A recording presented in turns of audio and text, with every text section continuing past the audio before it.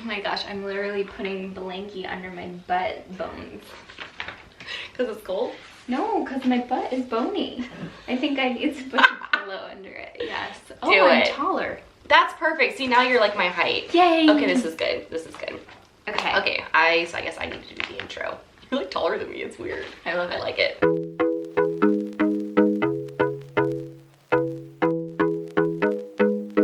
Hi guys, welcome back to my channel and happy Monday. So as you can see here, I have the lovely Kayla Walker joining me, and we've got a bunch of collab videos that are going to be coming your way, as well as a lot of AuthorTube retreat collab videos as well. So you're going to see a lot of us where it's 2 or 3 of us on camera. Yippee. It's really exciting. But today we're actually going to talk about 5 steps you can take to build your author empire. We thought this Cue was the music.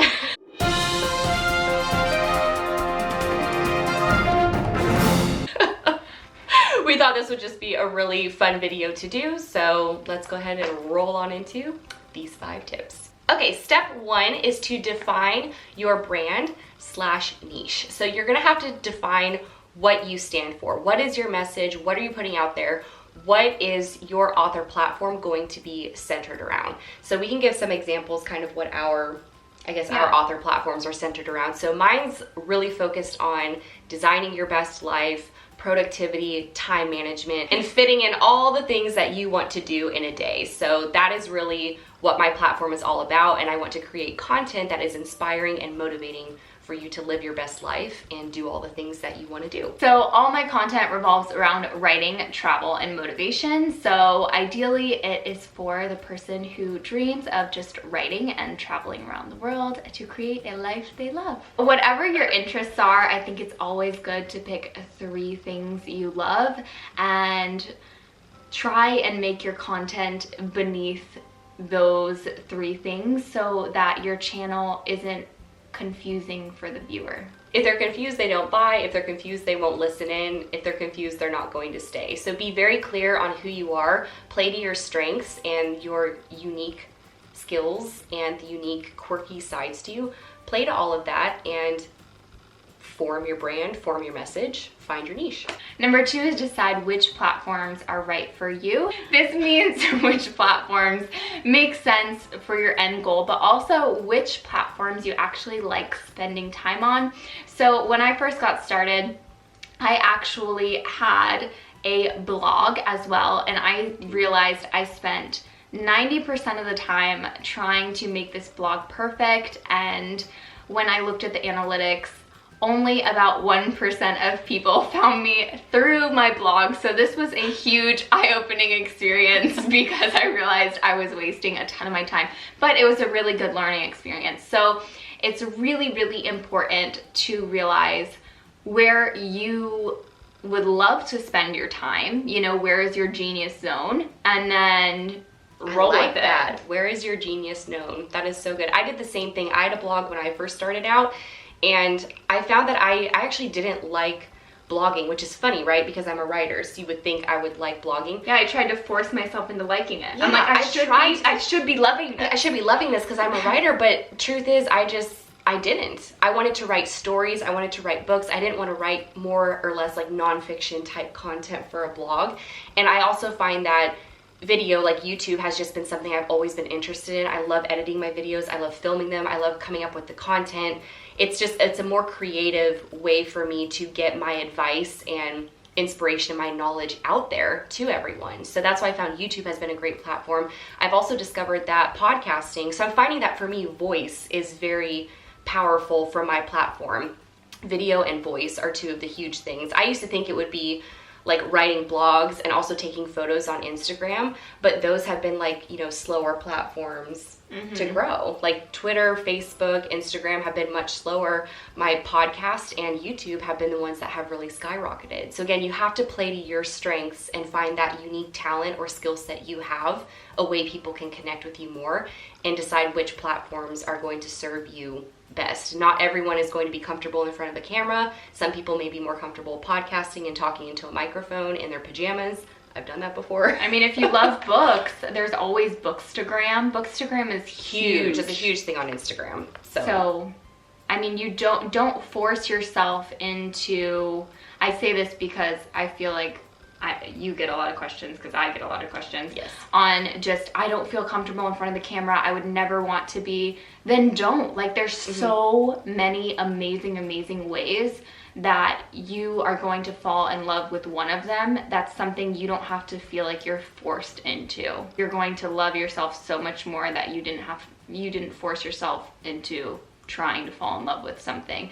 and buying a camera, when you could have focused on what actually lights really you up liked. and makes you happy. Absolutely. And what you want to do. Number 3 is to treat your author empire as if it's a business, and also to define your strategy. Something I heard a long time ago that always stuck with me is, if you treat something like a hobby, it'll pay you like a hobby. If you treat something like a business, it'll pay you like a business.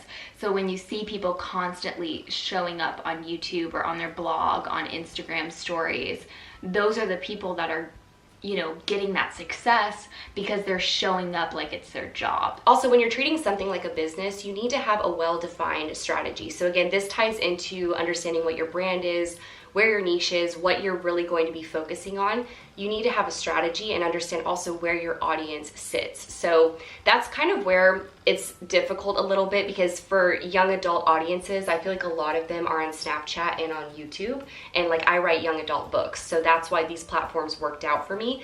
And I also think it's really helped that I enjoy these platforms. But if you're writing young adult and you don't want to be in front of YouTube, that's okay. There's still other ways to reach your particular audience. It just may be slower growth than what you were expecting. Find out what your target audience wants to see. Sometimes I feel like when we get online, we want to share so much of what we know rather than what they might actually want to see. So think about what your target audience might really think is cool and want to see, rather than be in the place of significance, if that makes sense. Like wanting to, what's another way to say that? Yeah, so almost like it is kind of like niching down a little bit. Like, don't have your videos be too, or like your videos, your content, don't have it be too broad. You need to make sure you're speaking to your target audience, and the people who are meant to find you will find you because you're putting the content out there. So just because you know all about, I don't know, a particular topic, don't just, spit it out there because you know all about it, because if your target audience doesn't want to see it, then it's a waste of your time. So number 4 is to organize your content and market consistently. When you publish a book or launch a service, if you stop talking about it after that launch, people will forget. Unless while you're posting, like Kristen does, at the end of every video, say, this is what I offer, this is what I do, have crystal clear messaging, so there is no room for confusion. So if someone's having a conversation at someone's house and they mention, oh, I really could use help with this, you're the first person that person thinks of to refer. Because if you're not that person, then you need to rethink your strategy of how your messaging is coming across. Because if they're confused, then they won't refer you, they won't buy, and then they will feel confused. And also they'll stop showing up for, to visit your content. You'll kind of lose them as a viewer or as a potential person who could become a really great connection, a client, whatever it may be. So yeah, everything you said, you just hit the nail on the head right there. You have to organize your content in such a way that you are consistently marketing yourself without sounding too salesy and too spammy. So it's just like a known thing that at the end of my videos, I go through my whole spiel of everything I offer. And I do that because, again, I'm trying to consistently market myself and everything that I've got going on. But I also have new people joining at a very fast rate. So this may be the first video that they're ever clicking on. So you have to think about that. If you're putting content out there, it could be the first time it's the first impression of you. So you want to make sure you give them all the information and that your messaging is crystal clear, that you're communicating exactly what you do, what you're here for, and why you can add value to that person's life. So the 5th thing to do when building your author empire is to network and collaborate with other people that are in your same genre, and also with people who are outside of your genre as well. But there is one key thing that KAILA and I do want to discuss about networking and collaborating with other people, in that your collaborations with other people do need to be aligned with your brand and your messaging, and also aligned with that person's brand and messaging, and that you both need to add value to one another. I used to go to personal development events a lot more. One thing they taught us about collaborations, which was so cool, is that if you felt like someone was kind of way higher than you in the industry, what you could do was email them in a really creative way where you could add value. So like a lot of these people held events.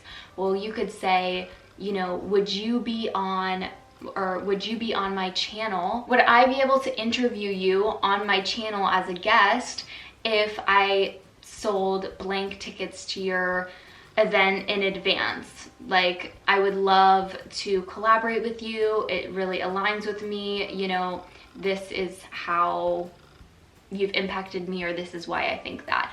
Because when you come at a space of adding value and why you think you're aligned, rather than just For more content or kind of from a taking space. If you do that, you're coming from a mindset of lack and of scarcity versus an abundance mindset. So when you reach out to collab and network with people, just make sure you're adding value for that person, because obviously if you're reaching out to collaborate with them, you know that they're going to be adding value for you. So you have to ask yourself, how can I add value for this person? How can I make them want to work with me, want to collaborate with me? What can I offer them for this collaboration? And another thing is, say you're a writer and you're offering editing service, this also goes with making sure the people that you're working with are aligned with who you think is your perfect client. Because if you are collaborating and, you know, have clients who you feel like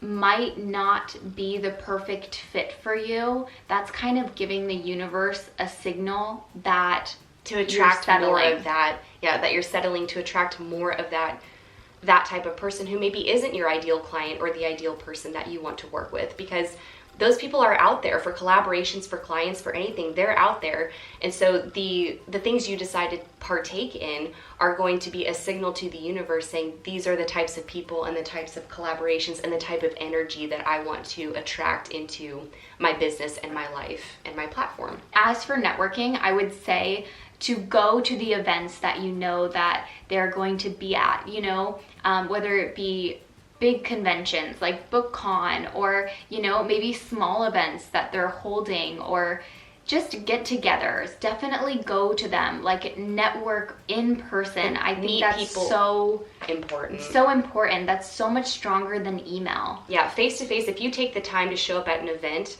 a great example is Mandy Lynn, right? So when I went to BookCon last year, she was there and she came up to my booth and she did a little clip for me, and I actually got to meet her in person. And she's coming here for the AuthorTube retreat. I don't know when this video goes up, so she's either coming here or she already was here. Do not underestimate the power of networking. And again, make sure you're coming from a place of wanting to add value and not just taking from people, not having that scarcity and that lack mindset. Have that abundance mindset and aim to find people that are aligned with you and your message, where you can both add value to both of your audiences. So that is it. Those are the 5 steps for building your author empire. I really hope that you guys enjoyed this video. If you did, please make sure to give it a thumbs up to support my channel. I will also leave all of Kaila's information and her links to her YouTube channel in the description box below, so make sure you go watch those, because we're gonna have a bunch of collab videos coming your way. And we actually need to head on out to an Instagram live. Do an Instagram live in 8 minutes. So I'm not going to do my whole rambly outro spiel, even though I just said I always do it. This is an exception. Yes, but she has a lot to offer. but that would go on for like 5 minutes. Just know that everything you want to know is in the description box below. My coaching program for writers, my podcast information, my webinar series, all of my books, my social media links, all of it can be found in the description box below. Hope you guys have an awesome day, and I will see you in my next video. Bye. I can just see your like building intro.